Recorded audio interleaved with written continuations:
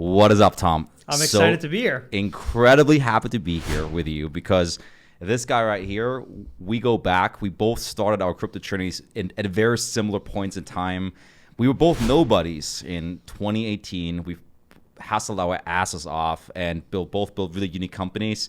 And it's just been so amazing seeing your growth and seeing all you've accomplished. And today's going to be fun because today we're going to talk about a lot of stuff because I think you spend way too much time interviewing people. And there's almost nothing out there interviewing you. You're right, man. It's funny. We both started as like peasants and now I'm sitting in like this Hartmann Cap insane studio after all this growth, and it's exciting. Yeah. Well, so today I kind of want to do first really get your background out there because like you said before, I checked YouTube. There's very little of the story of Tom Shaughnessy, right? So I want to cover the background of Tom Shaughnessy, the co-founder of Delphi Digital, which has become a behemoth of itself. Then I would like to dive a little bit into kind of like, you've done something really unique where you built an empire with friends, which their history is littered with like examples where that didn't work out. And you guys also stayed focused and like just scaled incredibly. So, we're not just gonna talk crypto. Also kind of like I want to know you kind of like as a business owner and like, how you're able to like motivate so many people to join your firm and, build out all these different arms of it. And then, of course, later I'll talk about, how do you identify the killer project, the killer founders? What does it take for a founder to make it? Because after looking at hundreds of deals, thousands of deals, I think there's certain patterns that you've come across. And there's some more awesome stuff towards the end. We'll go into crypto theses. The crypto theses I always find, they age over time. I think there's so much more like timeless value that you can share with us. Agreed. So let's dive in. Where did it all start? Where did young Shaughnessy find his beginnings? I'm excited, man. Man, how do I sum this up a bit? So studied finance at Rutgers. Mm-hmm. Started a business while in college covering microcap stocks. Mm-hmm. So, sub 25 mil. Yep. Let's research this, meet the team, flew around the country going to conferences, fell in love with investing. Lost my money doing that, which was insignificant. I was going to say sub 25 million stocks. That's pink sheets, right? Oh, yeah. The sketchy stuff. So, did that for a while. So nothing changed. No, still here doing it. Yeah. But so did that for a while and then eventually landed a job at Oppenheimer doing equity research. So that was a hodgepodge of coverage from the wireless carriers, the fiber plays, the data centers, Microsoft Azure, AWS, a whole hodgepodge of kind of internet infrastructure. Went through the process of getting all the certifications, the 86, 7, 63, started the CFA, and then 2 years down the line, found Ethereum. Mm-hmm. And me and my buddy Tanner. Which year was that? That was 2017-ish. 17. Yeah, so me and my buddy Tanner, who's now a Consensus, we were jamming on it while everybody else was doing their equity research jobs. Mm-hmm. It looked pretty bad at the time. But, found Ethereum and thought, hey, this is super competitive with AWS. Because AWS was my world back then. And boy, was I wrong, because most of Ethereum is run on AWS, as we know today. So, got to change that. We're going to. Yep, we got to change the backstory a bit. But so told my boss, I was like, look, I can't cover this here. I gave him a month's notice. We maintained a very close friendship. Mm-hmm. He wouldn't let me leave without having Oppenheimer as a client, which I always love and respect him for. Awesome. Because it helped a lot. But quit my job at the end of that month. And the next day, I started 51%. This was 18 now or still not 17? The summer of 18. Summer of 18 now, okay. Yeah. Started basically researching and pumping out retail reports for $25 a month, $50 a month. Yeah. Started a podcast. Banged on Anthony Pompliano's door until he would, who's also in Miami, great guy. Yeah. Banged on his door until he would take a meeting with me. Took a ferry to New York, brought Anthony on. He helped a ton with distribution and strategy. Yeah. That's when he started really popping off too, because like Pomp was, I think, pretty quiet in 18, and then like 19, 20, all of a sudden blew up. Yeah, he really hit stardom at that point. And basically we were jamming and Pomp found the Delphi guys, and they were doing the exact same thing. Yep. So my partners, Jan and Neil, Kevin, and MJ, started a similar business at the same exact time. We had no idea. It's like being next door neighbors with somebody, basically. Yep. And we took a meeting around Valentine's Day, a week before, so hit it off, and we merged on Valentine's Day. Oh, and that's romantic. Exactly. It was romantic. It worked. And so the real question is, when Valentine's Day came around, who gets celebrated? Is it the girlfriend or is it the team? The team gets the text first. All right. Hopefully she doesn't listen to this.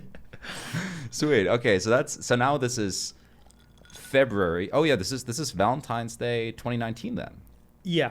Mm-hmm. Yeah. Well, is it 2019? Damn, I wonder if I might predate you in terms of being a Delphi member then. Yeah, because I've been a Delphi subscriber for like a long time, but I also was a 51% research reader. I think you were. Yeah. So, I think I had you twice. Yeah. Awesome. So that's the launch of Delphi Digital as a research, and I think providing a little bit of context, how did you perceive the crypto market in those years? Yeah, it was tough. I mean, when we were starting to provide research, I mean, people talk about DeFi, NFTs, DAOs today. Mm-hmm. All there was on the DeFi side was MakerDAO. Right. Like we were, the interest rate calls on what the, stability fear, whatever it was called, that was like your DeFi moment every week. Everyone tuned in, but we didn't have 99% of what we have in DeFi today. We didn't have anything. So it was more so a lot of ETH coverage, a lot of Bitcoin coverage, ETH scaling, Bitcoin scaling, but we didn't really have much. I mean, that was a brutal time too. That bear market was out of control hard. I'm trying to remember. I think one of the first reports I read by you, it talked about the different ecosystems. At the time, Tezos was something you were really big on. TBT. Yeah, that's right. And I think it was something about token evolution, something like that, where you are crypto evolution. Yeah. Yep, evolution, right? Where you look at like how many developers are in an ecosystem, right? Like how many commits are they making to GitHub, right? I remember like back in 2018-19, those were the kind of things we're tracking, commits and like how many users are. And funny enough, back then EOS and Tron would like fake how many wallets. There was like a depth radar report, and they had like millions of users. And then such a joke. And I think one time like Justin Sun said like, oh, we now have 10 billion users. Oh, man. And I'm like, sir, there's only 7 billion humans. But he worked on a lot of people. Yeah, but I digress. So this was you in February 2019. You guys start putting out research. Where did that take you to next? And you were allocating personally at the time.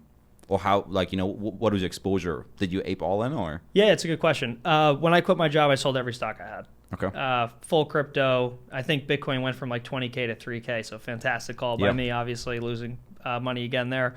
But yeah, we started providing coverage in a more institutional manner. Yep. So where I was providing retail type coverage, Delphi guys were providing more institutional coverage, making a fantastic name for themselves on Bitcoin, Ethereum coverage, things like that.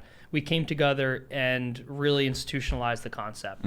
So basically, we started doing a lot of consulting services to pay the bills. Yep. It was a tough bear market. So we were doing token econ work for projects while concurrently doing research as well for the space. We rolled out an institutional tier. And, from that point of 5 people, add pomp on, so say 6, to today, we went from, 5 to 105. Wow. So between research, labs, and ventures, we're up to 105. And, I always make it a point to make sure people know that, you started off the conversation that, we built this as friends, and you're completely right. And everybody has played such a key role in doing that, right? Like my partner, Neil, is an unmatched COO. He tells the Delphi story. He's able to hire, share the vision, get people involved, herd the cats. It's incredible, right, for the research biz. My partner, MJ, just has an insane level of detail and understanding of these plays. I mean, just put him in a room, let him turn off his phone and just let him go. It's wild what he can create. My partner, Kevin, on the research side, his macro knowledge is just insane to help direct Delphi, and his ability to manage on the research side is just incredible. And lastly, Jan is, someone special, right? His ability to understand the economics of projects on a deep econ level is just unmatched, like economic attack vectors, all that stuff. So within that core team, allowing everybody to thrive where they want, that's really what's built Delphi. It's not been one person, never has been. So you just highlighted all their strengths. What is your strength? It's a good question. I spend a lot of my time on the media side, right? Sharing our vision, helping our founders share their story, really digging in to help them on what's important to them. And then I spend the other half of my time on our ventures division. So my forte is, seed, pre-seed style investing. So spending a lot of time to understand early stage startups projects. I'm not really interested in liquid stuff. It's just not fun or exciting to me from a returns basis or a story basis. So that's where I prefer to spend my time. And we've written over 100 checks within Delphi to date. We run all of our own capital. And I believe we're one of the top performing funds in the space. Hell yeah. You mentioned that both you and Anil are really good at sharing the vision. So maybe you can share what is the vision of Delphi, especially like when you take a longer time horizon. It's talent and alpha, I'd say. So the first part is getting the smartest people in the space to work at Delphi. And that isn't just an analyst or a venture associate, right? That could be a killer ops person who redoes the entire back end of your fund, right? And that's somebody at Delphi called Drew and Anch, right? Incredible guys doing that. Or it could be a media coordinator like that. But the point is, it's attracting all of the best talent to one place to work. And the vision is alpha. So being able to really dive deep into research plays, but also the ability to act on that and distill it and share it in a way people understand. As you and I both know, nobody likes reading white papers. Nobody wants to look at like Excel models all day. People want to know that what they read or what they hear is backed by a lot of knowledge, but it also should be fun and exciting and understandable. Right. Yeah. And be alpha directed, because the thing that can be really wasteful in financial industry is like research for the sake of research, right? Like that's where you become an academic, right? Exactly. And this is something I try to distill down with my analysts too. Like if you make a presentation on the investment committee, like let's say you research something, you don't like it, say that in 60 to 120 seconds, right? But like the vast majority of our time should be focused on things that excite us, that are actually investable, that have an edge. Because otherwise, let's say, if I open up Delphi Digital or any other research for that matter, like I come at it hoping to learn something that will give me an edge. Agreed. RICs, just like yours, are brutal, right? They are, let's destroy this idea in the nicest way possible. But the funny part is the more time somebody spends researching a play, the shorter the pitch. Yeah. Because people understand at a granular level, right? It's not just, here's the adoption, here's the metrics. It's like, that's boring. Who wants to buy into that? Nobody, right? But if they come in with, this is the best play I've ever seen. This founder has blown me away because of this and this and this. And this market is about to take off because of this. And if people start to dig in, you get the real answers, and that's why you want to get excited about it. Right. Yeah, that was a huge shift I did in my IC, where I said, like, it used to be these long presentations and then conclusion thesis. I'm like, let's take the thesis and move it to the top. Yep, we have it right at the top too. yeah. And then I'm like, if I do Q&A, I'm like, well, but what about the traction? Then go down and show me the traction, right? So that's awesome. Let's bring it back. We were because like they're the biggest parts of the story, I think. It's funny. The building phase is, I think, what we have nostalgia to when we're like, it's just you six in a room. We miss it. But like if you want to watch it like as a movie, which I promise, one day there will be like the Delphi boys, like the social network style movie, how he guys built this empire. It will happen. I hope so. So we'll get the first glimpse of it in this interview. So it is the summer of 2019 now. Bitcoin just rallied to 14,000. We thought the bull market is back. Kind of jokes on us, it wasn't the time yet. You're with Delphi now. You guys start putting out reports. I think you guys, getting the first good amount of traction, but it's still kind of a bear market. What kind of happened next?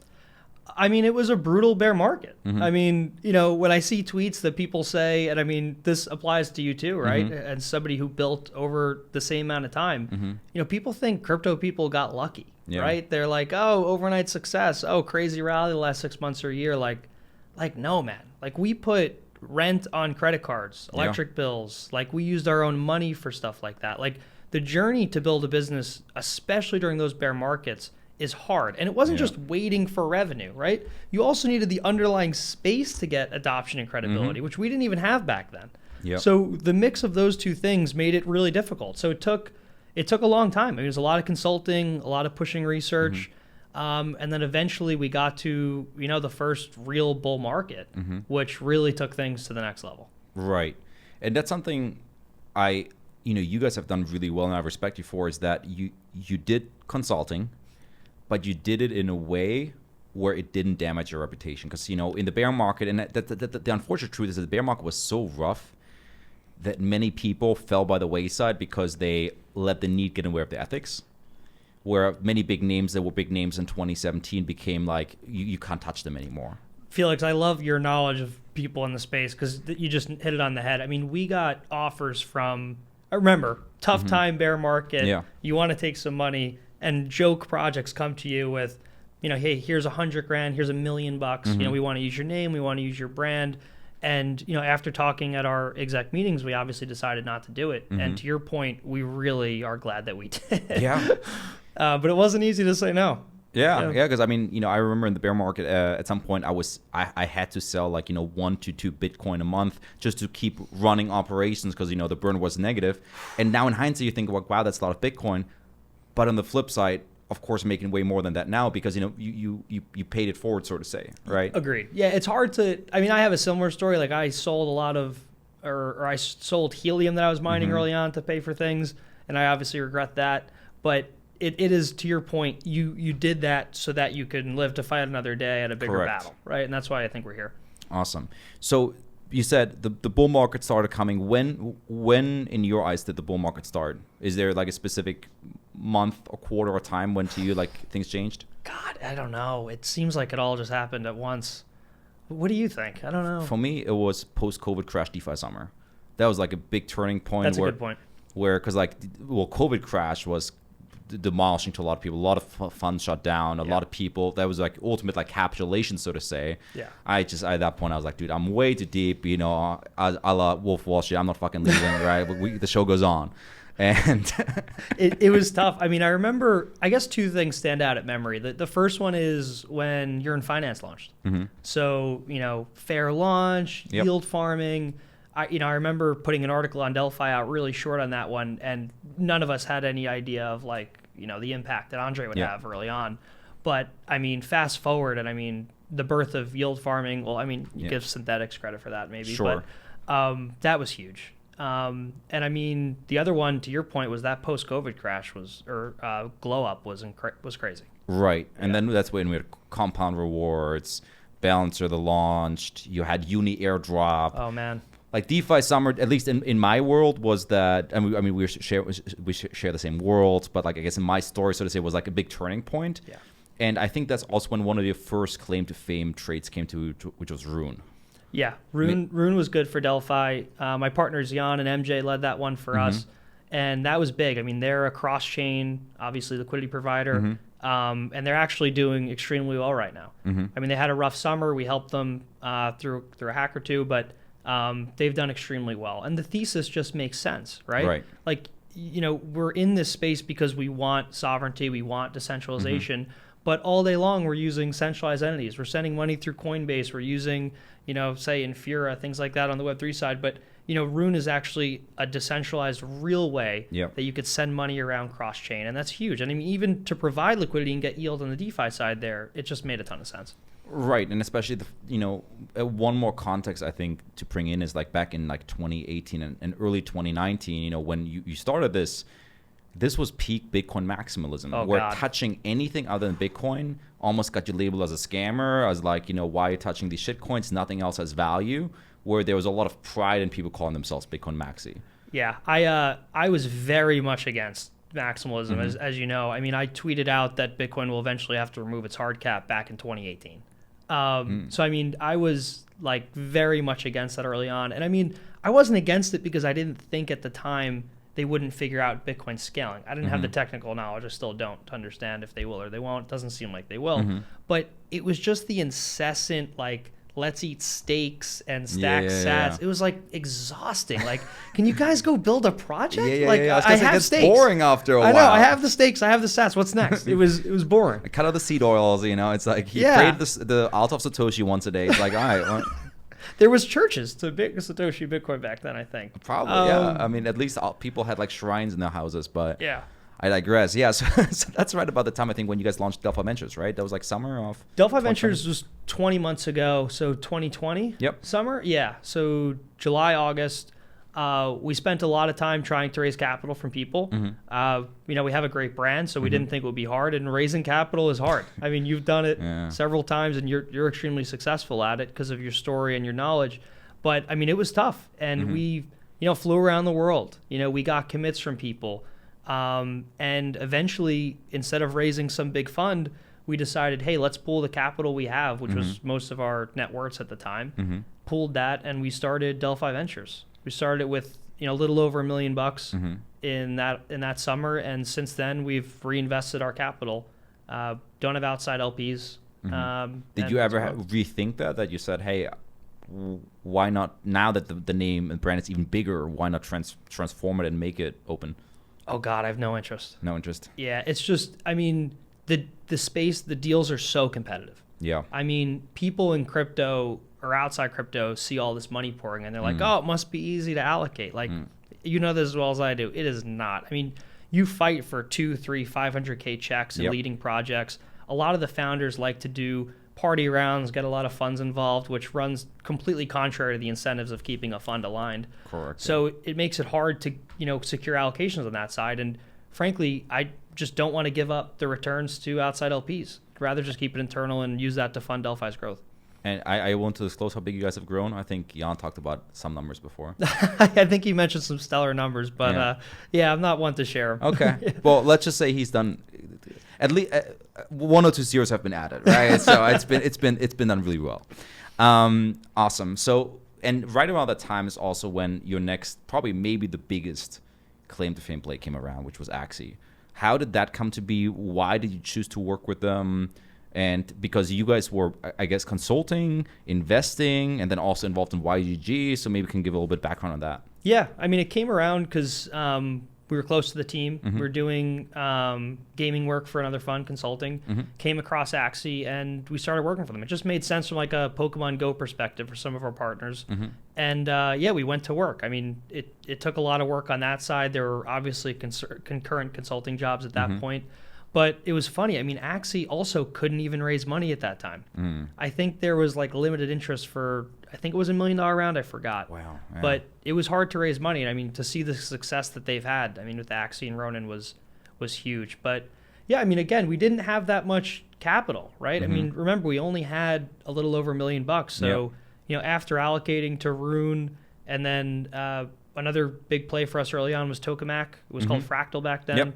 I met him in the bear market. It's so cool that this is the thing that always keeps happening is like you meet somebody in the bear market, you don't hear of them for 2 or 3 years, and then all of a sudden you see like $1 billion project or like a massive, like this company just raised 500 million. You're like, wait a second. I know you. That's the guy that I had lunch with, you know? Yeah. I mean, that was Carson with me, yeah. Carson is just, I mean, when we met Carson, we were like, oh my God. Like, I need to record this call so I could re-listen to it and understand what he's talking about, like level smart. But the liquidity direction was super cool. I mean, taking an existing, market-making business that they had and decentralizing that so anybody could provide capital, it could be directed, you can get yield. It just made sense. Yeah.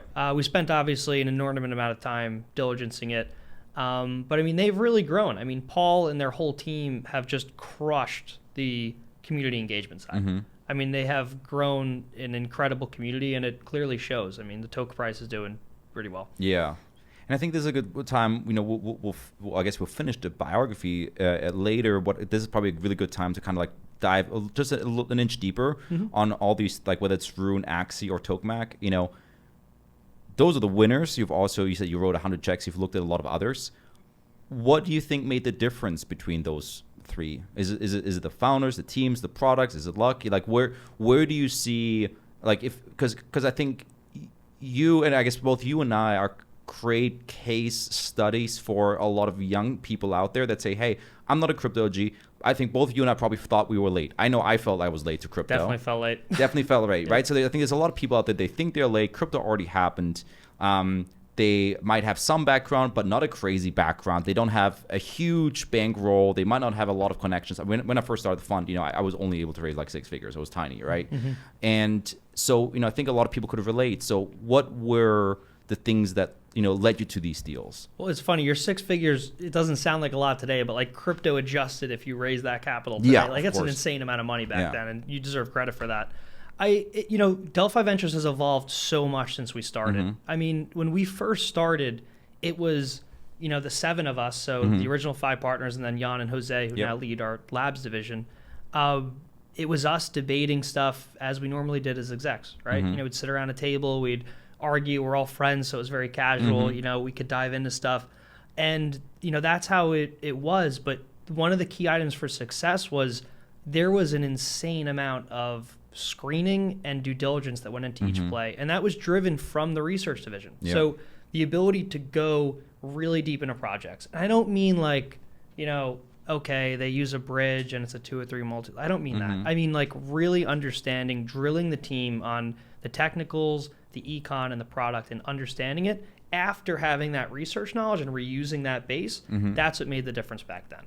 But today, it's totally different. Okay. I mean, Delphi is huge. Right. So, I mean, I'm basically a generalist at this point. My job is to make sure that the experts in each subset of Delphi have the resources, the time, and the access they need to research plays and to make the best decisions they can. There's no way that, I or any one person in crypto can know every segment. Back then we could. There's MakerDAO, remember? Bitcoin ETH. But today there's multiple layer ones with their own ecosystems, with their own attributes. The technicals are all different. You need people just for DeFi, and not just DeFi anymore, but each subsegment. Money markets, lending, borrowing, stable coins, NFTs, DAOs, all on each chain. So the point is you need a lot of different people with direct focus. And that's, I think, what has made Delphi Ventures successful on, call it round 2. Not fund 2, but round 2, where it's a lot of grassroots experts providing their specialized knowledge to drive results. So would you say that's the best, like if your cousin or future son, well, actually, no, that does make sense timeline-wise, but there's a, hopefully not soon. There's a 20, let's say there's a 20-year-old that says like, hey, I want to be Tom from like 3 years ago. Would you say like find that niche expertise where you just dominate like one sector because that's where you can have an edge? You only make money staying concentrated. So you either have to focus all of your time into being an expert in one area, or you have to manage the experts. I used to be hopefully one of those experts. Now I manage the experts, or help manage them. But that's, I think, the key. You only make money when you have a lot of leverage and knowledge to do that, right? And you only have that if you specialize. You need to know like the nitty-gritty details of your sector and the projects within, so that you have the conviction to put most or all of your money into it, and then you have the knowledge to hold it through a bear market.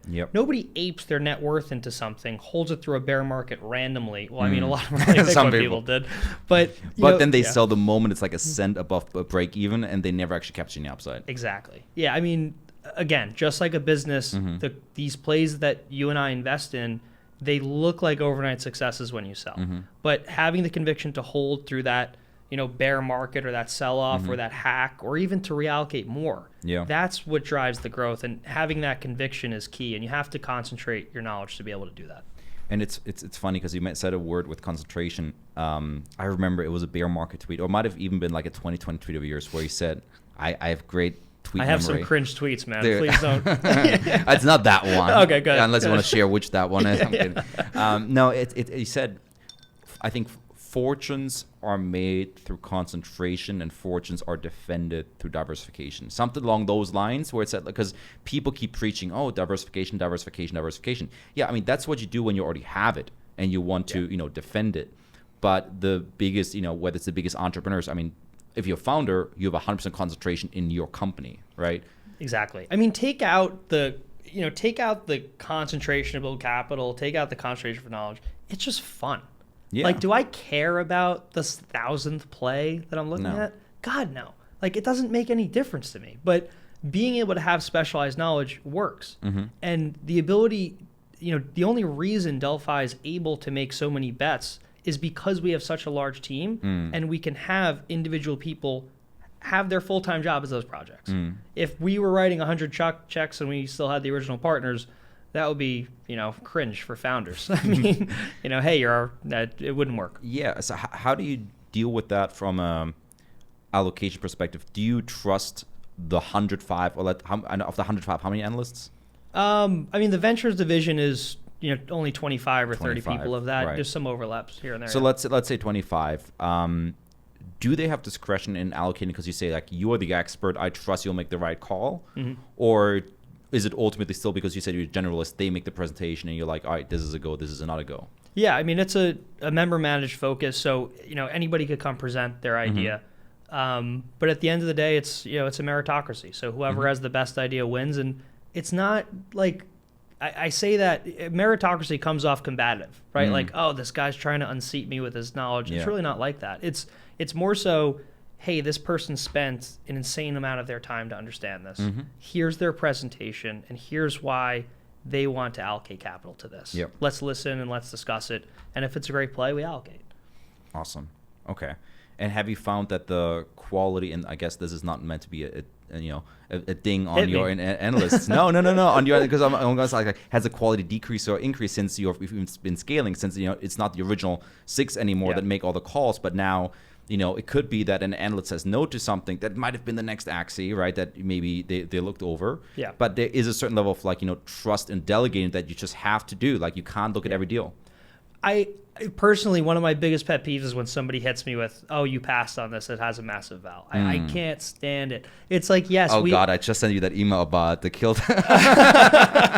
I'm leaving now. But no, I mean, of course, right? Yeah. You can't have every deal. Yeah. Like there's going to be selective ideas that you miss, right? It would be weird if there weren't, right?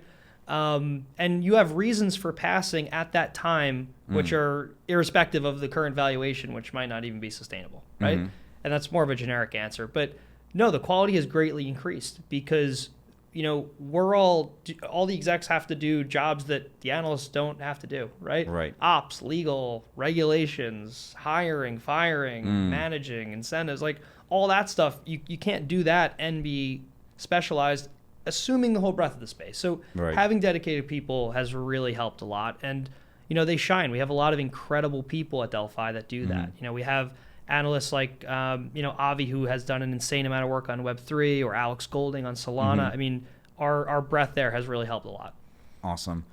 No, that helps a lot. What do you value more when you look, because you said you're focusing on early stage, like seed rounds, pre-seed, and so forth. Let's say there's 3 aspects. There's founder, product, and tokenomics. I think I heard those things earlier from you. Is it that they have to have all of the above, or what's the hierarchy of them? I'd love to run through this. It's a great question. So pre-seed, seed, the founders have to be, it's a different stage, right? You're not dealing with, a business or a project that's growing and needs new capital. You're dealing with something that's generally idea stage that hasn't been launched yet, as you know, just for the listeners. And, it's risky, but it's also exciting. Yep. So understanding the founder at, I think, a personal level is important. Like when I see a play come to IC and it's sub 25 or sub 50 mil val, and when I say val, I mean on the token side, not the equity side, because it's usually 2 to 1, confusing, which is annoying. But there's no way you get to know a founder in 24 hours. I mean, you got to have a couple calls, meet in person, at least have 3 calls. I mean, you're in a relationship for at least your vesting period, years. Dude, that's not to interrupt, but like that's like an intermission that I had to like learn, because I've been running a hedge fund for 4 years, just launched the venture fund. And, in the hedge fund, we have this thing called beta where we say like, we want to get exposed to Metaverse. Let's go buy 5 Metaverse plays. They don't have to win long term. All I have to do is capture the, this cycle's beta, the whole Metaverse basket goes up. I sell 14 days later, 30 days later, and it's out, right? But with venture, you're married.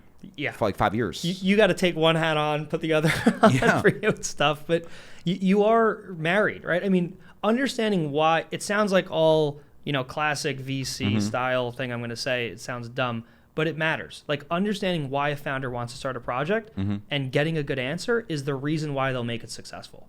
If you get a half answer, are they going to stay in a bear market? Are they going to make the decisions or spend the time or answer that email at 3 a.m. in the morning on Sunday to get there? Probably not. If they're starting a project to solve a huge pain point of theirs, think Zapper, one of our earliest investments through the fund. I mean, Seb and 2 other founders, Suhail and one other, they started that because post a merger, because they didn't have any tool to track their value, right? We still don't have great tools, but then Zapper came around and they crushed it. And it came out of a burning desire from them to make it easy to track your net worth across all the chains, all the farming and everything.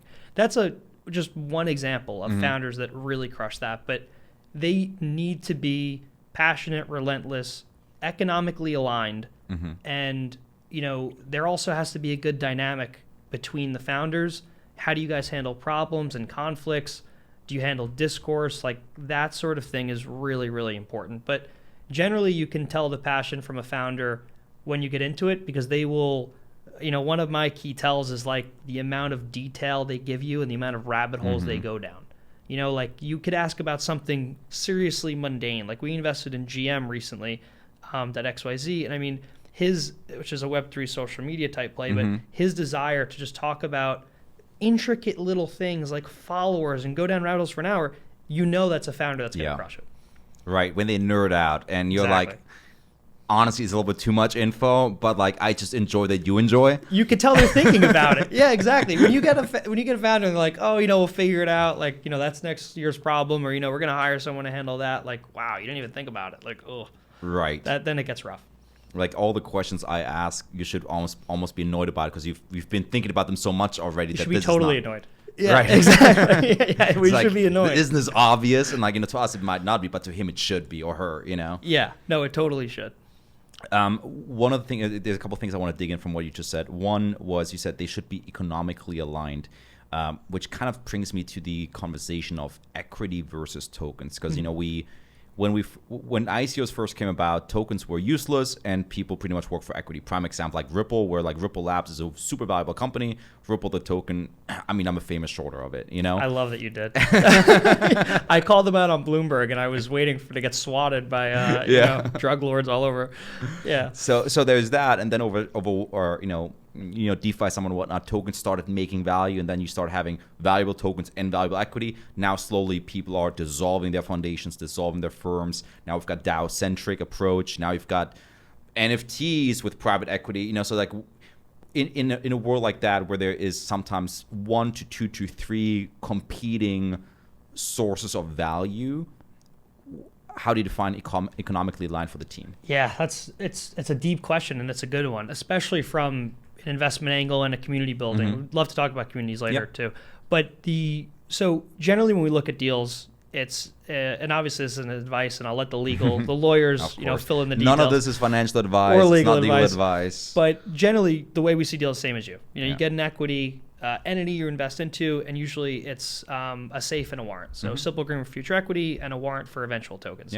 The warrant's usually at a 2 or a 3x multiple of the equity. So the team comes to you, all happy, hey, it's 25 mil val, and you look at the docs and there's 75 mil, and good venture teams will be like, what the hell? But that dichotomy between equity and tokens is really hard to get around, I think. And generally equity plays are just not interesting to us because it doesn't play into the nature of the space, right?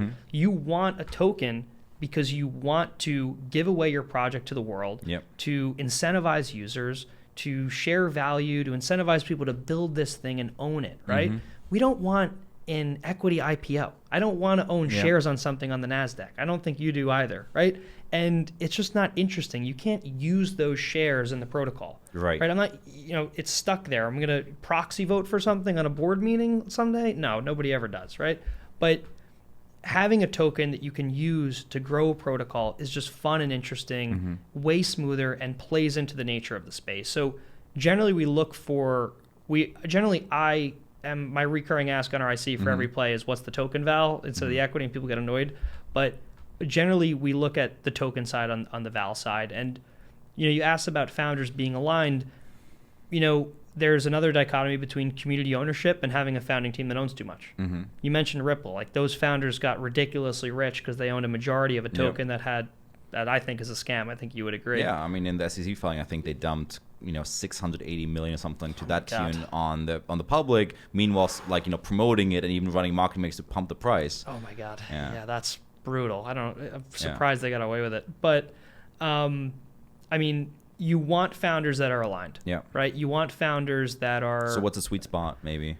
When you see a game that takes 5 years to build and the founder's vested in 18 months, red flag. Right? Like it is product specific. But I generally look for like 3-4 year vesting. I don't know. What's the, at $1 billion val, if they own 1% of it or something like that, maybe, even more than that, 1 to 5%, something like that. You want them to get rich. They're spending for the whole team or per founder? I guess it depends. Team bucket, 10, 15% could make sense total. You want these guys to get rich. You want them to be successful. Right. You want them to have you don't want them to spend 2 years and look at what they built and not own a big part of it. But in the end game, not before the work is done, because I think that happens a lot in crypto where you're right. because it's liquid, because bull markets happen, sometimes really immature projects start launch at like $1 billion valuation. Founders I started this 12 months ago, 6 months ago. They dip, they leave. Yeah. A high FDV or val out of the gate is like a death curse. You got to fight to maintain it every day. There's a huge gap between the circulating supply and the FDV, and it's tough. These founders launch with these mega high FDVs, and they feel like successful, and it sucks because they're not. Because what community member wants to buy a token of something that's already so high? There's no upside for them, right? And you could displace that by giving them a higher quantity of tokens, but then again, you're using your whole supply on that. So it is tough. How do you, when is it the right time to launch a token? Because I think that's another thing where I've seen both mistakes. There's been teams that wait forever, and then exactly that happens. They launch right out the gate in the billions, and the public markets can't benefit from it anymore. And there was a really interesting thesis. I think Ryan from Asari Selkis wrote about it a couple of years ago, where why Ethereum and Bitcoin have so many staunch followers is because they made so many people rich, right? The more people you take with you, the more people will fight for you.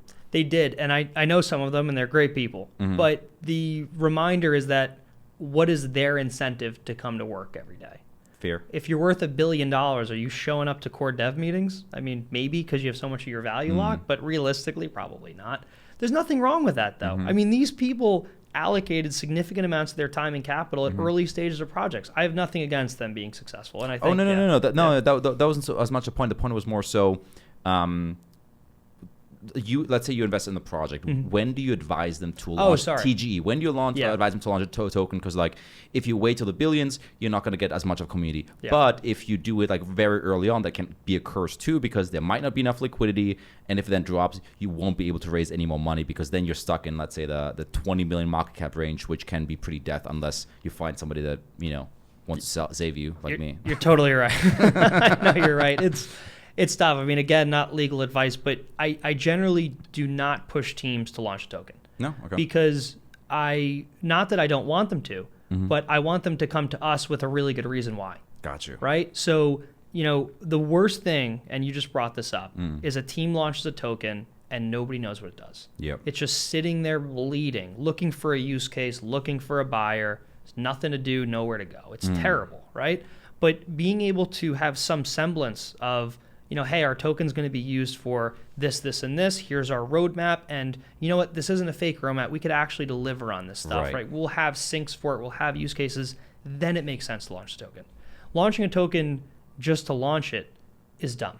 It's so stupid. And on the pre-seed seed side, the plays are so early that we're not really asking for, what's your full token econ plan? Right. How are they going to know? Right? It's too early. What we look for is, can they get to product market fit? Can they be massively valuable? And if so, can a token kind of make sense here or fit in? We're not looking for, staking yields or specific dynamics on what they'll do or the specific syncs, but what we are looking for is, can it be very successful and could a token make sense here? And if that's the case, then we're fine to invest at the early stage.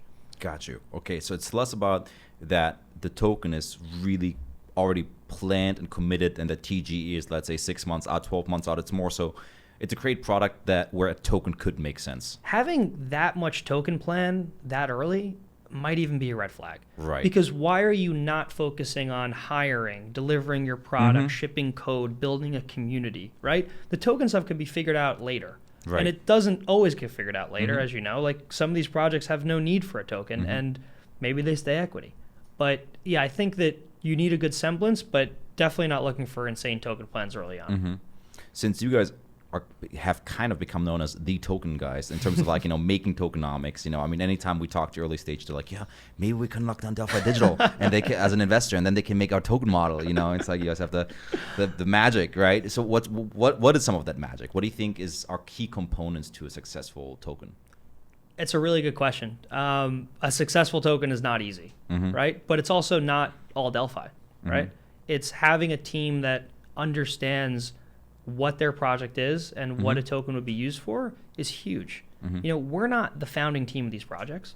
right? How the hell are we supposed to know what your token's going to be used for down the lines? We have conversations, we get to an understanding, but the team should bring a good level of knowledge on what they want to do with their token. And when I say that, I mean, what is the plans for your project? Who are you trying to incentivize? Who are you trying to disincentivize?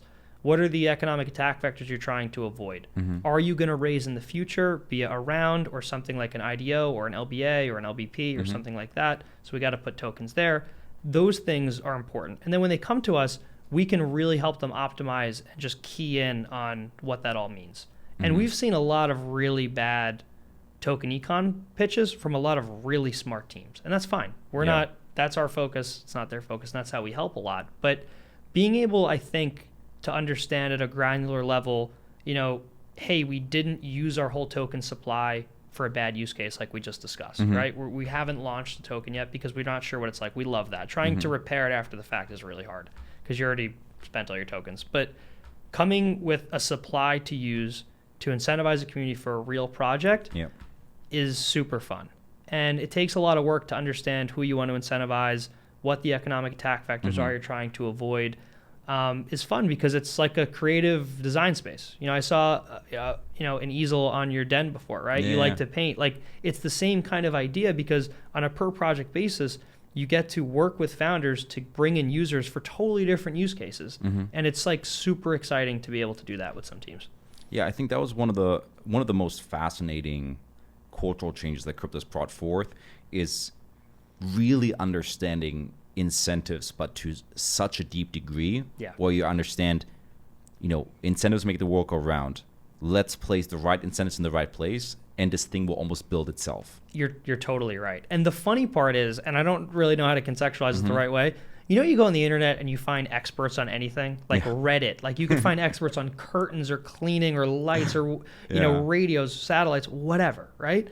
You're tapping into, to your point, a global community of people, and all they have is time, right? They will all come together on forums, and you'll have an hour of this person's time, multiply that by thousands of people around the world with different skill sets, and they will eventually optimize the token, to your point. So us helping to build a good base for our projects, I think, is really important.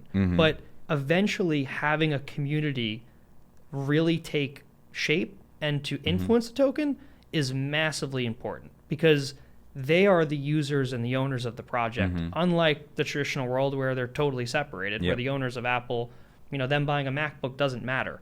But you holding a significant compound stake and also lending a lot of money on it makes you a power user who should have a say in how that token reacts and implements.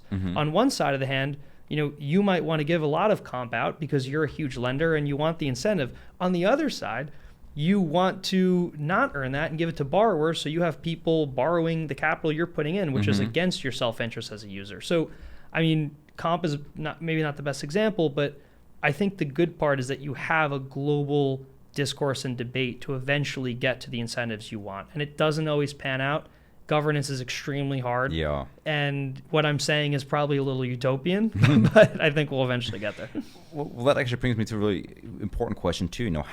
When is the right time to decentralize? Because I've seen both ends of the spectrum where, nowadays DAOs are the hottest thing, and people try to be decentralized from day one, which is very ambitious, but at this also disorganized. Because ultimately, even as somebody that loves decentralization, centralization to a degree gives direction. Like, sometimes you need somebody at the helm, at least in the beginning, right, that can give the direction that will be like, the buck stops with them. Like, they will always keep pushing even when everybody else quits.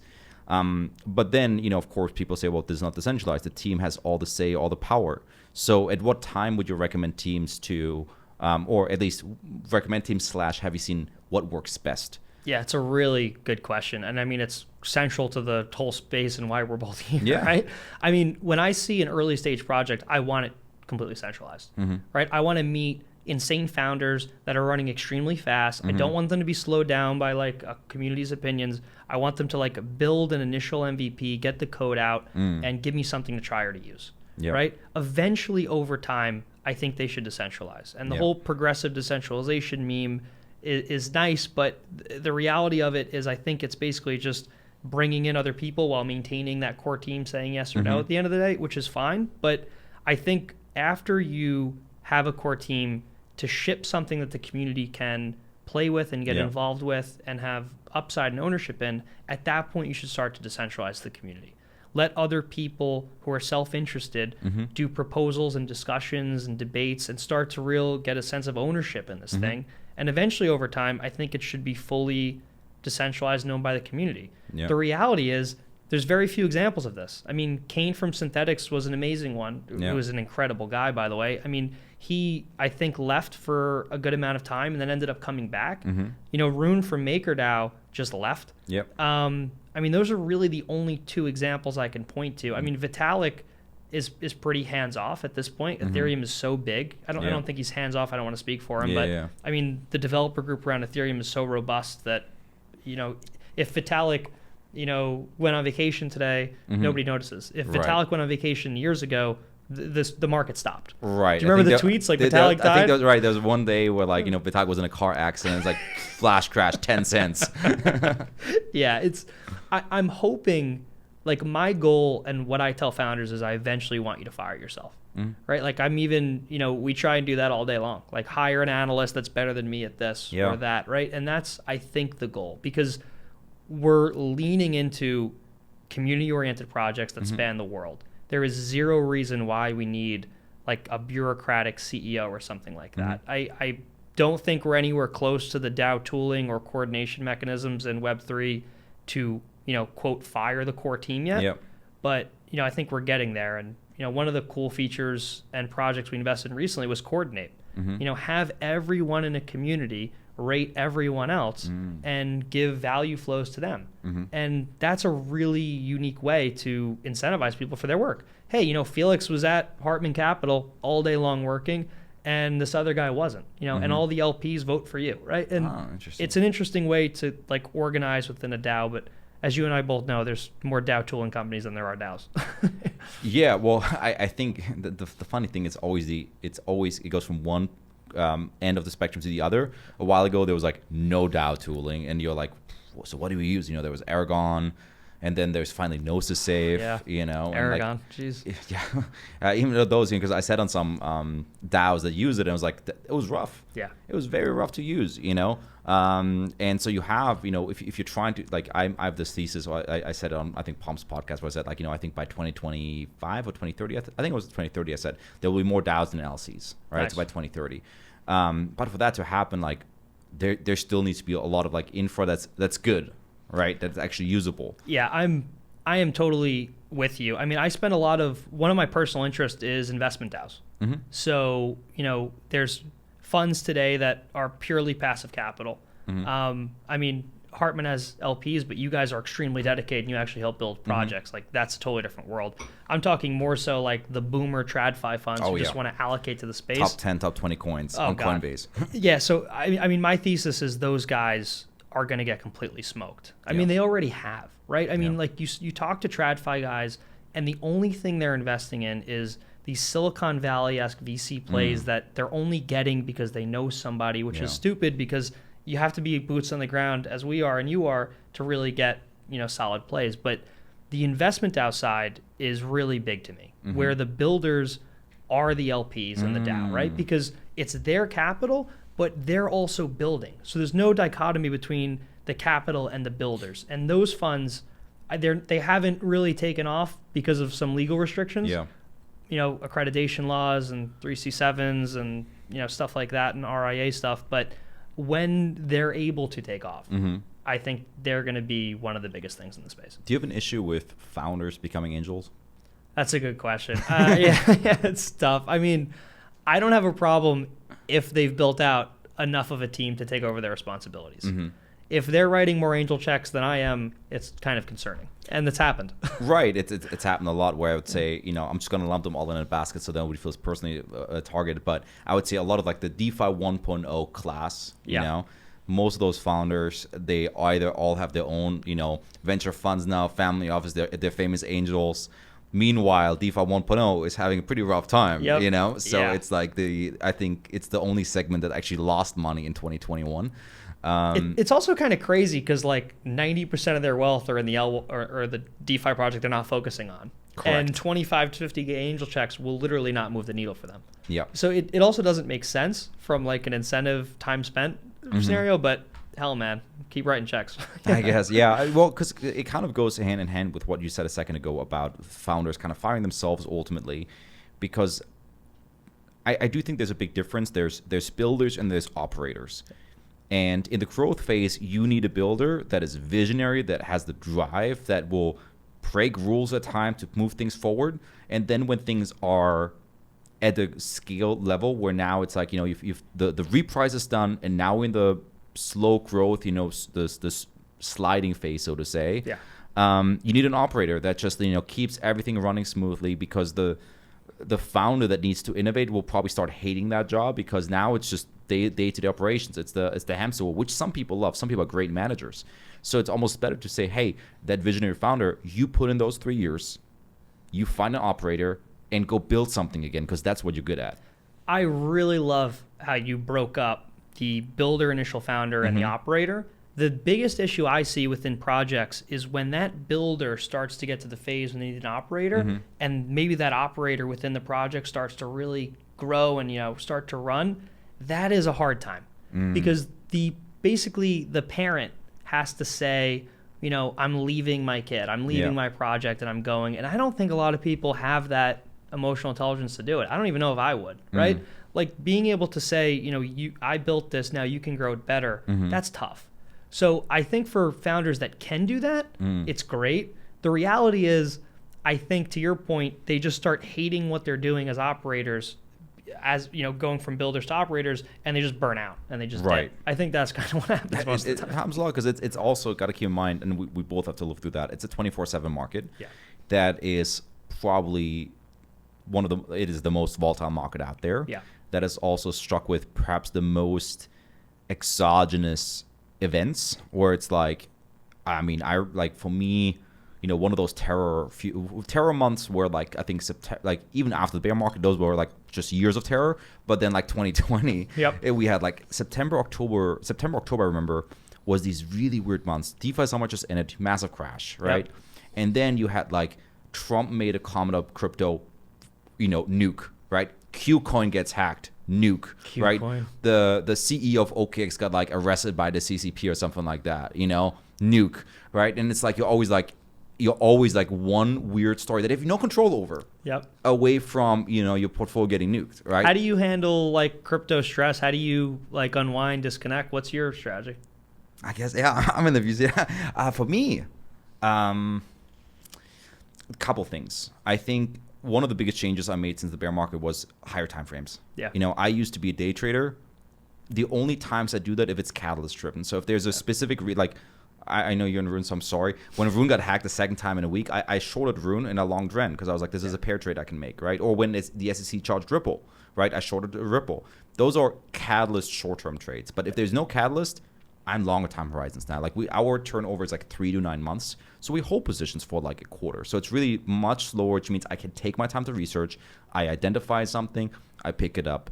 And then furthermore, managing portfolio level exposure, so having hedges in place allows you to sleep better.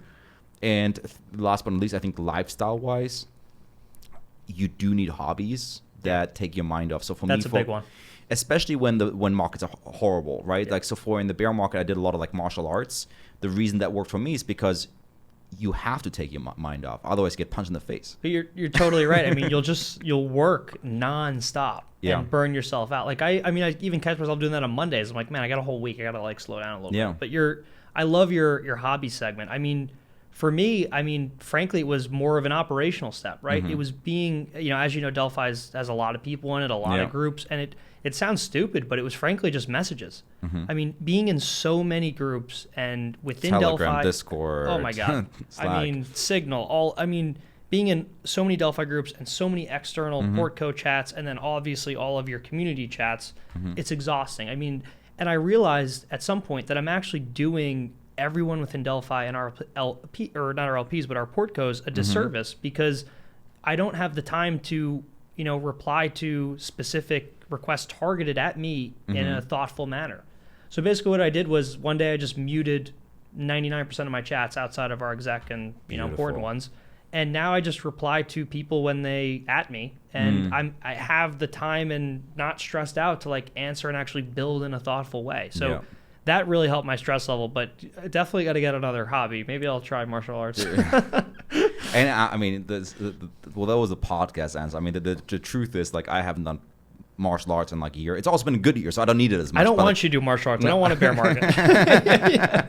But yeah, no, because like I had a martial arts studio like walking distance from my place. The guy was he used to fight with like Bruce Lee, like they were like best buddies. Oh my then God. in a sense, like we like did sword fighting and stuff like that. I'm glad you know? we're friends. Yeah, that's how I keep my key safe, you know. But Felix is violent. Do not come for his keys. there's a dark side. As I can do Batman voice with this. Before we rotate to like some later stages, where like like today, which I think we're getting close to. One more question that came out of what we just talked about was, how do you keep incentivizing builders and looking at that from a token supply perspective? Because we come early days. Bitcoin set the standard. Everybody loved Tokenomics. Then we went the exact opposite end with DeFi, where we said like 1,000% APY. Let's fucking go, right?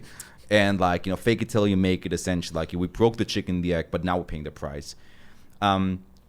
Obviously, like you can plan in a team allocation, but after 3 or 4 years, at some point it's spent, and the work doesn't end 3 or 4 years later, right? So how do you keep, like for example, that operator that's gonna take over after the founding team leaves, when there's predetermined token supplies?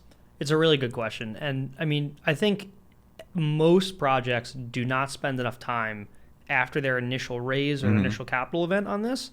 And I call it out for them all the time because remember, it's not just initial capital raise, exit to community or IPO or something, right? It doesn't work like that. Like you're hiring, hundreds of people. I mean, maybe thousands, assuming turnover. You're also, reducing some people's incentives, getting that equity or tokens back, giving it to other people. And you really need a solid plan on how you're going to build out your cap table or your token cap table over time, right?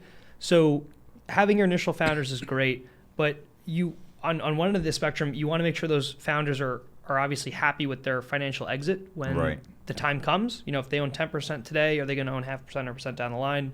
That's really worth keeping in mind, because if you're hiring tens or hundreds of people, and when I say hiring, I mean more so like giving tokens to community members and stuff like that, that's great. But doing that just to do it is dumb, because you could spend all the money in the world, but at the end of the day, if you don't own any of it, what are you doing? What's the point, right? Why are you spending 18 to 20 hours a day to build that? And I think that's a huge, honestly, just a waste, right? I mean, you should want to give incentives to the right people, but, be mindful of, the percent that you give is obviously opposite of the value of the project going up. So, you're giving different percents out at, 100 mil versus a billion, et cetera. So I just think you need a really good plan to make sure people are incentivized. And eventually I think the community will take over with like Coordinate and stuff like that. Yeah. And also, I think Wi-Fi was an early example. Like token models are not always set in stone. Initially, I think it was supposed to be 10,000, and they were like, we don't feel incentivized enough. Here's a proposal, And basically the community just said yes, right? Because, why wouldn't they say yes, right? It's the core team killing themselves all day long, and they're, the people that are saying yes or no are the holders of the token who are now rich. Like, of course they're going to say yes, because obviously the investors want their project to grow, but in reality, the real reason they said yes is because there's no liquidity to exit if they say no, because the founders leave and the project fails.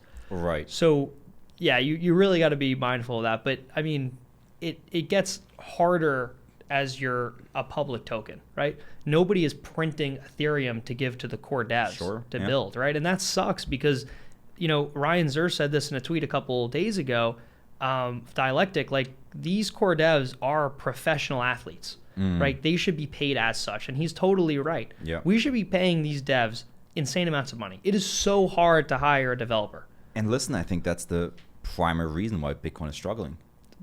Yeah. I mean, there's just not enough design space to build. I mean, from a fundamental point of view, right? Which is tough. But even from a funding, because Bitcoiners hate additional tokens. Yeah. Somehow explain to me how stacks work. Like there's a token there. Sovereign has a token, but like most Bitcoiners say, we like anything other than Bitcoin is a scam, right? So you can't raise money. At the same time, the tech better be decentralized, right? Yeah. Otherwise, a centralized company. So like, what is it? Like, is it charity based, right? It doesn't, I mean, Bitcoin is a hard dynamic because there's such low design space to build on Bitcoin given, and that's a feature, right? You don't want to have a big design space because you want it to be very secure, right? Ethereum is the opposite of that. Well, it's very secure now, but it was the opposite. It's very programmable. But Bitcoin's community got so like pigeonholed because of these restrictions, right? Because of the inability to build on it. They formed things like maximalism, right, on the social side, and then on the other side of this, they formed giant equity-based companies around it, like Blockstream and things like that, and Lightning Labs. And I'm sure they're all doing great work, but I have never used Lightning Labs. I have never used Blockstream. Or had friends, like the cool thing, maybe we can talk about NFTs a little bit later, although that's probably like a whole nother hole. But NFTs were, for example, one of the first things I saw. Normie friends, like they're like, oh yeah, I got an ape, or I got some, whatever NFT, I got a MetaMask. Most shocking thing that all of a sudden normies have MetaMasks, right? But like you said, I've never come across, oh yeah, I paid with this with Lightning. They never do. And I mean, you brought up NFTs, and I mean, like when you talk to somebody outside the space and you give them the comparison, right? You say, hey, you know what? On Bitcoin, you could kind of use this thing Lightning Labs for payments, but it doesn't really work and it's a bitch to set up. Or on the other side of this, you can say, hey, you know what? Starkware on Ethereum is powering Immutable and DYDX and it just works. And you can go and use it today, right? And when you tell people that, of course they're going to pick this one. They don't care about the maximalist arguments. They don't care about the history. All they want to do is use something and have fun. And that's what they do. And the NFT side you brought up is interesting, and there's a lot of projects we could probably chat about there too. Yeah, and also I think people forget that I think there's multiple features that the crypto space brings. Decentralization, I think, is one of them. Composability, I think, is also huge, right? So, and that, because like ultimately, like, what composability brought to the table is that I could take any asset and I can engage with any, let's, for simple terms, programs, right? And those programs can interact with each other. It's like if in the Web2 world, if you can, like, make plugins from your Amazon to your Apple to this and that, you can move a movie that you buy on, let's say Amazon, over to Apple, and then you could put it into your bank and collateralize it as a loan. Well, I mean, you're right. Like, we talked about how MakerDAO was, one of the first DeFi projects. I mean, using DAI in, like, say, Compound or Aave for borrowing and lending, and then using it to trade on Uniswap, given it's all the pools, well, it was, like, that was, like, the first, financial composability. But to your point, I mean, the inter-app composability is also one thing. And, I mean, now we're at cross-chain composability with, like, Thorchain and Layer 0. And, I mean, we're soon getting to, like, the whole... not composability with NFTs, but like the ability to do things that people didn't realize. Like if you go on YouTube, people hate, like traditional gamers hate NFTs. Like they despise them, right? They don't want to talk about it. They think it's a cash grab. And then when you sit down with them and you say, you know what, that $1,000 you spent on Fortnite V-Bucks, well, that stuff you can actually sell in a crypto world. You could lend that out. You can give it to somebody, their eyes light up and they're like, whoa. And like, it's also like an education thing, I think, but that's kind of out of the scope of the composability question. No, and I love that, because like that, now that we're investing more and more into gaming, like traditional gaming and VR and AR, and so that conversation comes up a lot, where they're like, maybe the founders say, I can see how NFTs could work here, but our audience might hate it, right? And that's a key point, right? Like one of our founders, Brooks Brown of Noor, who previously called Eternal Return, he was one of our Disruptors guests early on. I mean, he has a big thing where he doesn't want to mess with that magic circle of the players, right? He wants them to be, unfettered in their ability to compete with each other purely on a skill-based basis, right? And instead of having a token or an NFT involved there, or not a token involved there, you could basically monetize the outside. So, you have the stadium, picture the stadium as the magic circle, me versus Felix doing martial arts sword fighting, leveling up. But, you can't buy a good sword and I can't, right? We play on skill. But outside that stadium, we could buy hot dogs, and that's how you drive revenue and things like that. Like monetize all the ancillary things. And I'm probably botching his great vision, but like just don't make it play to win, essentially. Exactly. Keep it a level playing field, a meritocracy, so to say. I don't think there's anything wrong with play to earn long term. Like, it's just a space to innovate, continue to tweak, modify, and grow. But all I'm trying to say is, like, even within gaming on the crypto side, there are so many views from projects that might be more aligned with the traditional world of the gaming side as well. How, especially as one of the guys that helped write the Axie token model, what's your perspective on the future of play to earn from a sustainability perspective? Now, I don't hold Axie. I may have shorted once before, but lots of short sales probably have gotten wrecked that way. One of the concerns that I've seen, for example, play out big time on, let's say, other play-to-earn games, Crypto Plays is an example that we also lost some money on, right? They over-incentivized, right, crazy user numbers, number one on, like, the DApp rate and whatnot, And then at some point, they ran out of tokens, crash, right? SLP has been pleading a bit. They've been making up for it with, like, Ronin and coming up with, new things that generate value. How does one create an ecosystem where it generally is play to earn, where people can make money, but ultimately it's sustainable because the money has to come from somewhere? Yeah, it definitely has to come from somewhere. I mean, I didn't write the Axie paper, but I am very bullish on their community and figuring it out. I mean, this is a community that has basically spearheaded play to earn gaming to the entire world and brought basically a country out of poverty. Yeah. Right? I mean, the work that they've done is incredible. So I'm very bullish on projects like Axie, and obviously we hold a lot of it, to be successful in the long term because of not only what they've done, but because of the team and the community that they have to innovate on it. My partners, MJ and Coley V, who's in Delphi, I remember them like just nerding out on that all night and finding, the sellers, and it was exciting. And I mean, the money at the time was a lot. It was $159,000, which was a lot back then. Still is, obviously. But I mean, to buy like digital battle pets back then for that much money while it was completely unproven was a big deal. Especially because this was before the big NFT rally. This was before Bored Apes and CryptoPunks became like limelight with celebrities and whatnot. Yeah.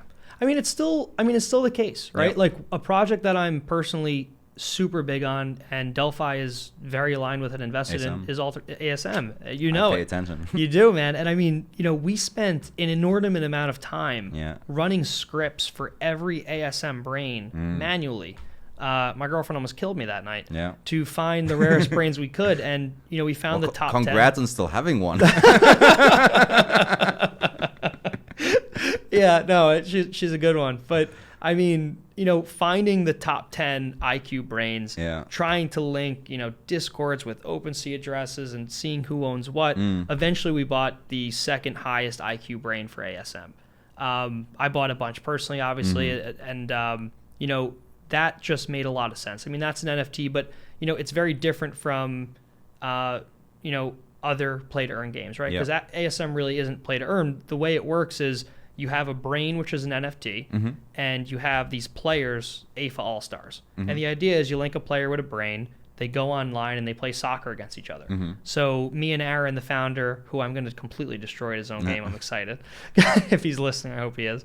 We're going to battle my team versus his team. Okay. But the cool part is the players are NFTs, the brains are NFTs, but the brain can be trained and learn over time. So you play the game and you learn, or you hyperspeed in a gym, like the AI stuff we all think about. But the thing to remember is the brain NFT is just a key to a model in IPFS. So it's a key to that specific AI model stored in a decentralized way. And the use case for that sounds buzzwordy as hell. I was initially like, there's no way. I spent, and we all spent at Delphi, an insane amount of time to understand the AI side, to grill their engineers.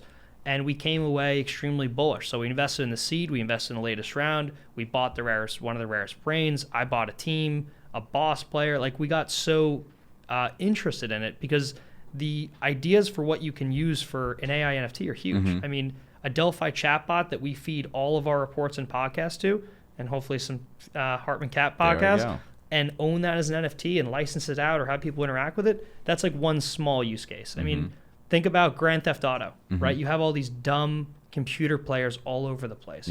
What if you had AI players as NFTs that can learn and grow, right? What if you had a NFT all-star that followed you around as a helper through the metaverse to point you in the right direction? Like, the opportunity for things like that are huge, but it's going to take time for that stuff to play out. Right. I mean, they're doing their LBA right now, but it's exciting to see like innovative AI NFT projects that aren't buzzwordy. And it's just exciting to see because it's like a new era of the NFT space, because a lot of it was useless paintings and JPEGs. It is funny because we both have been through a cycle before, and there are patterns to these cycles where I just started a Metaverse fund, but I will admit that some parts of Metaverse and NFT have reminiscent patterns to, let's say, ICOs in 2017, heavy on buzzwords, and intellectual honesty says we're still a few years away. Now, the good news is with venture, it takes 5 years anyway, right? Yeah. So in my eyes, it's a great time to allocate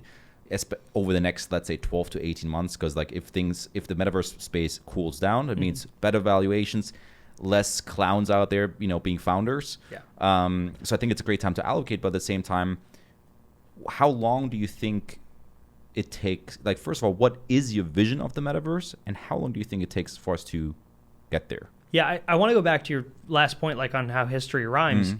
I mean, it does, right? When we bought the Axie NFTs, we bought them because they had real utility, because they were rare, because we spent a lot of time to understand. ASM on that side is no different. Right? The brains have real utility. Yeah. We're not out there aping Fidenzas or CryptoPunks because we don't think they have any utility. Yeah. Right? I mean, do CryptoPunks and Fidenzas have social clout, and can generative art have a place in the world? Yeah. Absolutely. I own a bunch of it. Yeah. I'm just more bullish on NFTs with utility. Right. Which is very similar to what you guys are doing with DeFi and whatnot. We're looking for the things that generate value, that have value, versus, similar, like the Fidenza might be a Bitcoin, where it's like, can it have value? Sure, but like, I don't know how to measure it. Yeah, agreed. And I frankly love squiggles and art blocks and all that stuff. It's super cool to like press mint, have a code run, and then have the outputted art, right? Like, that's super cool. But to your point, it's just more fun having stuff you can use. I forgot your question. The question afterwards was, because it goes in cycles, it probably is going to take longer. How long do you what does the Metaverse look like to you, like vision-wise? And then how long does it take to play out? Yeah, my partner Piers will probably kill me on this, but because he has a much well-formed out thesis. But I mean, to me, the Metaverse is just the next iteration of gaming and how we interact with the world, right? Instead of sitting here in a studio, we're completely in VR all the time. That's where our value is, and that's where our friends are, right? Like, I recently got an Oculus, and I love playing ping pong, but like, I'm not going to use it all day, right? I use it for 5 minutes and I take it off and I go back to my computer, right? I don't think we're there yet. I think it'll take a couple of years to get there. I mean, remember, gaming timelines are hard, right? DeFi is like token economically like complicated, and I think that's why people like NFTs and DAOs, because it's like simpler. Like, hey, I own a CryptoPunk. It's not what the hell is an LP pool or V3 on Uni, but massive AAA rated games in crypto are still not here. No. And then to think that we're going to be in like a crypto VR metaverse anytime soon is kind of hard. So I think we're getting there. We've made a lot of bets here, and it is the perfect time to invest in this stuff. So congrats on the gaming fund launching. It's a perfect time. But I do think we're a little ways out, just because it takes so long to build these games. But on the flip side, it's also hard, or what we've seen, it's hard to convince traditional game devs, just like it is to convince traditional players, to come to earn a token and to build a crypto-related gaming project. So some of the teams we talk to just have trouble finding devs, which makes the timelines even harder. And then you got to complicate that or with the dependency of, them having a viable L2 or L1 to launch on, which is also, gets a little dicey as well. That's one area where I still haven't come to the right, like, I guess it's a philosophical debate where I'm trying to find out what the right answer is. When I used to pitch people DeFi, they would say, why would the 20-year-olds know better than the bankers how to build this? The bankers will ultimately build better DeFi. This is all just games, right? Yeah. Now, I'm making a similar statement. I'm carrying a similar thesis, but in reverse this time, where I say, I don't think that the crypto game devs will build a good game. I see traditional game developers build great games first, and then you can tokenize. But then I catch myself like, am I saying the same shit that people used to say about banks and DeFi? It's tough. It is tough. I mean, the thing I will say though is, some of the game devs are young guys that I think will move over to crypto and get it, and they already have. Some of the world's leading game designers are in crypto, right? Kent Byers from Civitas. We mentioned Brooks from Eternal Return. The Breeder DAO team is stacked. I mean, like, the teams in crypto building games are extremely smart, and these guys have a lot of knowledge. But it starts at to your point, a builder leader vision, right? What game are you going to build for the metaverse? Why is it important? And then that will attract the game devs over. And how do you see a token play into games? NFTs play in a game super easily. Okay. Tokens do too. I mean, at the end of the day, you're building an in-game economy. And I mean, having a token that underpins that is, pretty simple because you have the utility of the gamers. I mean, are you... look at something like as complicated as EVE Online, which is a super popular game, which has one of the most dynamic and complicated economies ever built. I mean, there are scenarios that have played out there, like where people have spent months building ships for, one person to take it over and destroy it. Or, there's battles that have lasted, I think days. I forgot how long the longest battle was. It was either 18 hours or a couple of days. Wow. But, the world that they've built out and the economy that they built out in a traditional game is wild. Now imagine if you had an in-game currency to underpin that.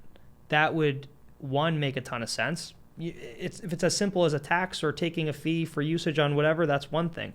But using it on the other side to fuel growth is incredible. EVE Online can't give out dollars unless they have them.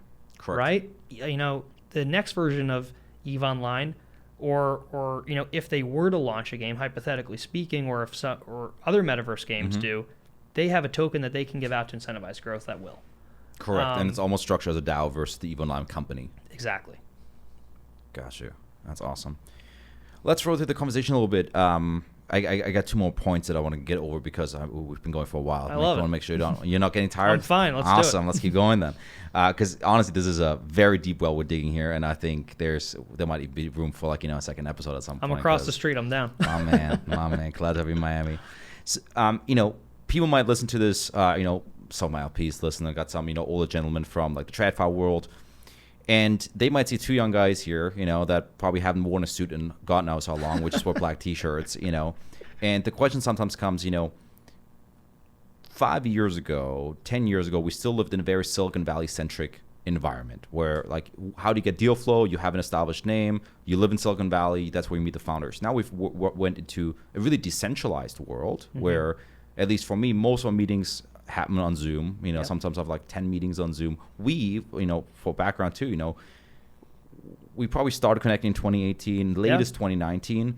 We never met IRL until Bitcoin Miami last year. So it was like 3 years. I remember we hugged for like, a minute or something like that. It was a long time. It was a long time. Because I was like, holy shit, that's you, right? It was cool to finally meet. Yeah. And so the point I'm getting at now is that Silicon Valley, in my eyes, has shifted over into crypto Twitter in a way, where the place you make connections is now digital first, right? And I also start realizing that when I look through my life, the relationships I have, most relationships started digital first. I didn't meet them in an elevator, in the store, or at work or somewhere. I usually met them on Twitter, on Instagram, somewhere. And then we made an IRL connection. So the way I look is like, if this is base reality, this is digital world, Metaverse 1.0, Twitter and stuff like that. We meet them through here and then we connect in real life. Agreed. And it's a total shift. And, what you're describing is the difference between, older generations and newer and how we interact, back then and how we interact now. And the one, caveat I'll give here is when I first started in crypto, I wanted these rich traditional people's money to manage, right? I wanted, the pension funds to move into crypto. I wanted to sell Bain Capital or whatever on a project they should invest in, and I wanted to link them to major banks. I could not care less. I do not care about any traditional bank. I don't care about convincing a 50, 60, 70-year-old person about crypto. It's just not a good use of time.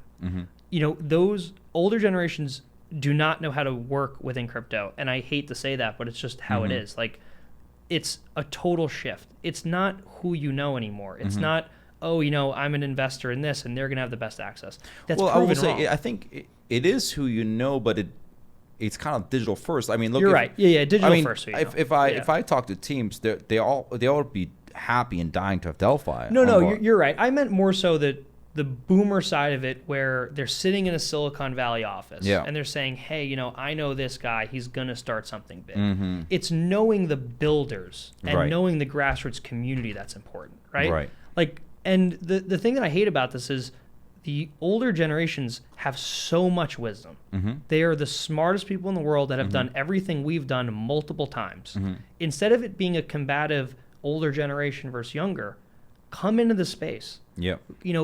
Lean into it and figure out where you could provide value, because it's 20-year-olds running around with no world experience who barely went to college. I mean, having the wisdom and knowledge of somebody who's been through this stuff is extremely helpful. But trying to pigeonhole Web3 or DeFi into Web2 and TradFi models is the ultimate red flag.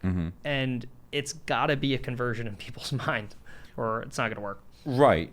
Well, it's that aspect, and also, kind of like the original direction for the question too was for VCs. It's all about getting access. How do you find the deals? And I remember it was actually your event. You threw a party in New York. It was Masari, and I don't know how we came to the conversation, but you said one line that stuck with me, and you said, people will never turn down a podcast and people will never turn down a party.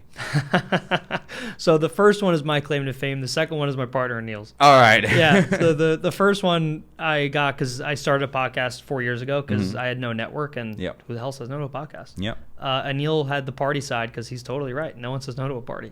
Yeah.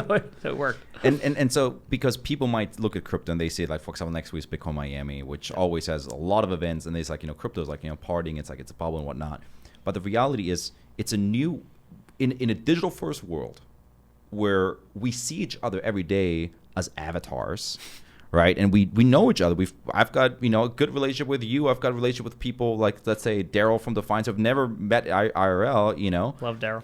But then, the few times we see each other, it's expressed differently. Like, for example, parties. Like, we don't need to talk about, work, so to say.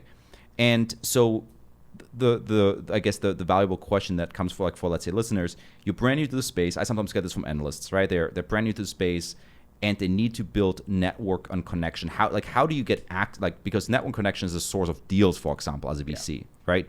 How do you first get started in building that kind of network where either deals come to you or in the reverse, people want to work with you because it's so oversubscribed? It's a great question. And it goes back to not networking.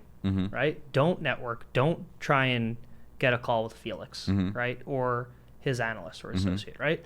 Focus on building your specific concentrated knowledge on what you're good at, right? And let's say we'll use a broad basket here and just say gaming. Let's say that person comes into the space, researches all the gaming plays, starts to form their own opinions, their own ideas. Then when they come to you, you're going to love that conversation. Because you're going to say, you know what, tell me what's wrong with my 3 portfolio companies here, and what we should improve, and tell me what I'm not looking at. They're going to have answers for you. If they come out of the gate and they say, oh, man, I closed the convo with Felix, can't wait to meet him at a coffee shop, you show up and you say, hey, how are you? And they say, great, hire me. What's the point? Right. So I think it goes back to just building your own knowledge and your own voice, and eventually people will come to you for that. Right. And I think building the voice and voicing it. I think one of the weirdest tactics that has worked so well, and that's how Palm blew up to a degree. Threads, right? So good, dude. Threads, like I tell my analysts, after you do your research on something, you pitch the IC, always fill before you shill. We buy what we need to buy, but then don't let that great piece of research go to waste. Write a thread about it, educate the masses, and that way you can build a little bit of brand too, where people see hey, this guy says smart things. It's somebody I would like to get to know, work with, talk to, right? And then maybe you jump on a Zoom call, you talk with each other more. And then when you do meet in real life, for example, at the most glorious parties in crypto, sponsored by Delphi, which is slowly becoming an events company. That's actually kind of funny. Yeah. It's true. you can then just build that real relationship, because I think there's so much great things to talk about you with. I was gonna say, as we go more into a digital first world, the relationship building is tricky, for example, with firms. I know you have 105 people. I would assume they're fully remote. Do you have an office? I mean, we do in New York, but Singapore, or not Singapore, but all over. But we don't really use them. Right. So without going to prod, but like maybe in a sentence to, how do you build culture?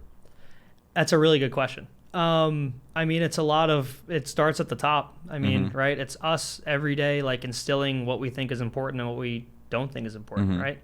We open the podcast and you brought up a good point. Like Delphi didn't accept those nice consulting checks from sketchy companies, right? Analysts, new hires, they weren't around for that. Yeah. Like, how are they supposed to know that? And they know that because, we tell them the story, but it's a day-to-day thing, right? It's don't do this, do that. And it's not so much also building Delphi, but it's also building their personal brands, right? Like, I don't do the crazy threads I used to. I don't write reports anymore, right? I'm not there anymore, but my job is to make sure retired. I know. I see your Instagram stories. I wish. But, I mean, the goal is to make them famous, right? To give them what you just called the voice, right? And that's our job, is to make sure that they're, valuable and known and acknowledged, so that deals come to them and projects come to them and they go to projects. So that's the goal. But, I mean, instilling a brand is a day-to-day thing. I mean, it's as casual as how you reply to somebody in a Telegram text to a problem they're having and them seeing your thought process, all the way to, just having fun as people at a party with them. Yeah. Right. How do you keep them? Because I've noticed crypto companies have a huge problem with attrition, mostly because in a bad year, let's say like 2018, layoffs. In a great year like 2021, people make way too much money, and then they say like, I'm gonna start my own fund, I'm gonna retire, I'm gonna start a DAO. Somebody within Delphi came to me and wanted to start a fund, I would ask if we could be their LP. I mean, that's amazing. That's like, if they want to start a project, pitch me, let's go, let's start it, right? I think it's not closing off that intellectual curiosity, right? So, letting people build what they want to build, right? And we have, glorious examples of that, right? Like our partners, Jose and Luke, have, built an insane labs division, which started as our consulting side on Terra and Solana, and being key contributors to projects there, like Mars and Astroport. But, the other thing is incentives, right? I mean, you can't be greedy if you're trying to retain talent. I mean, you have to incentivize people and pay them extremely well. And I don't just mean that to keep them, granted, it should be based on their performance and their value, but it also becomes like, what do you, why be so greedy? Like, I talked to some funds with TradFi founders, and they're like, oh, we're going to pay someone X salary and give them Y% based on traditional metrics. And I'm like, man, it's not the traditional world. These guys are making more in their PAs than they are, and that's a perk of the job. Like, being involved in a fund or a community where they can learn so much to do well in the PA is a side benefit. I think that also helps a lot. Right. Before I go to prod, because I think there's so many incredible things I want to cover with you, but I think there's always an option for round two. So before we wrap it up, I've got two more questions. One, crypto theses. We finally get to that part. What is something that excites you right now? What's something that you think is investable that maybe we're still early on that you look forward to? Yeah, I mean, the ASM side is really taking up a good amount of my interest right now. I mean, that is just a foundational shift in what NFTs are, what AI is, and then the interplay with the native token. The other thing that they've done really well is just like Tokenomics did years ago, is create a viral community of people that just love it, right? I mean, that is so key. Like, you either have to create a viral community that loves it, or have a founder that is viral. Like Andy from Fractional is a project founder we invested in a while ago to fractionalize NFTs. And it's kind of funny because the guy is so active and so funny on Twitter. Like, it's, how's this guy working all day? I know. I think just today he made a joke that there's more music NFT platforms than music NFTs. It's funny. And then I see his comments with Ali, who I think is his girlfriend, maybe fiance. I've not updated, but their back and forth is just hilarious. Maybe Andy has access to her account. I don't know. I'm going to ask him someday. But I mean, building the community side is also very big. But my take is that, I've had a lot of theses over the years. I think one of the important ones that we hit on is the cross-chain building of the space really taking off. So building beyond Ethereum is in the bag now. It's happening. I mean, building on Solana, building on Terra, now building on L2s like Starkware, Arbitrum, ZK Sync, all those, and then even shifting to new paradigms like Celestia, where you separate data execution and consensus, right? You know, you just have a dumb kind of ordering on Celestia and you have off-chain execution environments. That's a totally different architecture than a monolithic one. And Can at Delphi has spearheaded our knowledge there. But, you know, being open to new architectures and new chains and the L2 side, I think is going to be really important for the next year. 100% agree with this, because anytime I catch myself too, you know, fixed in my beliefs, you know, when the maximalism creeps in, and that's not just with Bitcoin. That's like, you know, there's ETH maximalists, right? That will say like anything that's not L1 it's BS, right? And same thing goes with NFTs. You know, I think I've said this on the podcast like a number of times at this point, but in crypto, almost anything great initially sounds scammy, right? Yeah. And you're it's so funny and ironic that you bring up ETH maximalism, right? I love Ethereum's community, right? I was full ETH for so long, but like ETH started because of Bitcoin maximalism. Yeah. And to see ETH maximalism, I just shake my head. I'm like, man, like history really rhymes. Right. And you know, the OG maximalist, Peter Schiff, right? Like they always remind us of you are turning into Peter Schiff day by day, right? I hate to see it. I mean, there is a lot going on with ETH and it's fantastic. And there's a lot of L2s popping up and taking off, whatever, but there's so much going on in other chains with seriously smart and creative people. Right. And in this forest of L1s and like, you know, ETH competitors or whatever you will call it, how do you filter for quality? Because there's little differentiation between some of them, and then also the projects built on top. Sometimes a lot of times they're just forks or fairly similar copies of products that already exist. It's a really good point. I mean, you have to have a foundational thesis on why the L1 or the L2 makes sense. If you are then investing on something built on the L2, you also have to have a foundational thesis on why the L1 under it exists, so it gets a little more complicated. But I think you need to have that understanding of why you're investing on something on the L1 or L2, and then you have to understand if it's a copy, why is it going to work here and it didn't work there, right? Like, you know, Terra is a great example. Like, it's crushing MakerDAO and DAI on ETH because there's actual use for the token and it makes sense, right? Like, you have things like Anchor. You have a dynamic to stabilize the price between the governance token and the stable token that also makes sense, right? Yeah. And obviously now you have Bitcoin reserves as well, but that type of growth makes sense. Like Terra's growth is driven by the demand for the stablecoin. MakerDAO's growth was only driven for demand for leverage, right? You know, so like that differentiation from like a foundational thesis is why projects building on Terra are doing so well and why nobody uses DAI and everybody uses USDC on Ethereum, right? Like that kind of dichotomy is big, but once you nail the foundational thesis, investing on top is relatively easy. That's you pretty much, you got to find your well, which is the, you know, like a really strong layer one, because it generally attracts good builders too, you know, like there's countless. We're not going to throw any of them under the bus, but easy one would be BSC, for example. You know, God, so bad. Easy. It's so funny. We once, when the Metaverse theme started playing out, we built a basket, and I think in our basket maybe we had 15 tokens, right? 12 of them did maybe 4x, 5x. 3 of them lost 80 to 95%. You know the common thread between those 3? BSC? BSC. There was like a month there where people thought BSC, and I even started coming around to it. I'm like, all right, the Binance integration. I was like CZ, and then I was like, oh God, maybe not. Well, I think it was the first chain other than Ethereum that got any traction, because like it was BSC, then Polygon came, like, you know, BSC was like January 2021.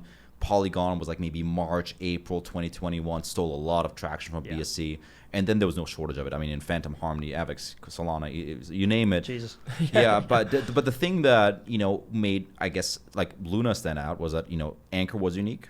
Mirror, even though it's not really being used, is unique. You know, on Cosmos, you've got, you know, Akash is super unique. Secret is really unique. Osmosis, insane liquidity, you know. So that at least when there's good founders building interesting stuff that's new, that lends a lot of value, I think, to L1 too. Agreed. Yeah, I totally agree with you. And it's just, you know, if the founder's building something that innovative, they also have a really strong, you know, personal thesis on why they're building on that L1 to begin with too. Sometimes it's an access thing. I get it. Like you're trying to build something so early. You know, people might love Celestia. We love Celestia. But like you can't deploy on it yet. It's not live yet. Gotcha. Right? Like so, you know, that's one thing. Like Starkware is one of the leading L2s in the space. But you know, you need to have knowledge of Cairo. Like you need to be able to deploy in that manner. And it's not hard to learn Cairo, but everyone knows Solidity, right? So it's and I'm probably wrong on the dev stuff here, but you know, you have to have that knowledge to move over and a real foundational opinion on what you're doing. Yeah. To wrap it up, I got one more bigger personal and philosophical question. Oh God. We started off this conversation with your background. You started like, you know, with Oppenheimer, you left TradFi, you took a plunge, and you started as a blog essentially, you know, selling $25 subscriptions, joined Delphi, you know, started ventures, initially no success raising money. You pulled it together with $1 million, grew that many fold. There's a podcast with Jan where he shows the number. I'm not going to say it, but it's a big number. It's a big number. These boys make good money. And not just the money, but you also help build incredible products. Your team's 105 people now. You're more, like you say yourself, a generalist and operator now, where you help build other rock stars. You're not trying to be the rock star yourself all the time. Also, you are 100% a rock star. Thank you, my dude. So now you're at the stage which most people see that kind of evolution over the span of an entire lifetime, like 2 decades perhaps. You know, founding a firm. You did that in 2 or 3 years. So, you know, what keeps you driven at this point, and kind of what do you see is next for you? Because you're still really fucking young. Both of us are, and there's so much to come. So what is it for you? Jesus, man, I hope me and you don't close up shop. It's so much fun. Jesus, we are kind of young. But I appreciate the kind words, man, and goes without saying how much we love what you've done at Hartmann Cap too. And it's just a pleasure to be here. But, I mean, it comes, like, the reason I think Delphi is successful is because it's not forced. Like, we love building in the space. Like, we're not up at 2, 3, 4 a.m. Building this because, you know, we have a boss telling us to, or like a parent we want to impress or something. Maybe some do, I don't know. But we're doing this because we love what we do, right? We love Delphi attracting talent. We love seeing that talent execute. You know, I love investing in early stage founders and watching them grow and develop and just crush it. I mean, being able to find the next investment for me and see that next team grow or help a current investment or project deliver, that is just an amazing feeling that is hard to recreate. And that's what keeps me personally going. And I think that's what keeps a lot of people within Delphi going. You know, the idea that we could, you know, fund and help build some of the biggest future projects in the space in an open community where everyone can take part is just super exciting. And there's no shortage of it. So I don't think we're slowing down anytime soon. But it's just exciting to be able to be in the space, and we're loving it. When Delphi token?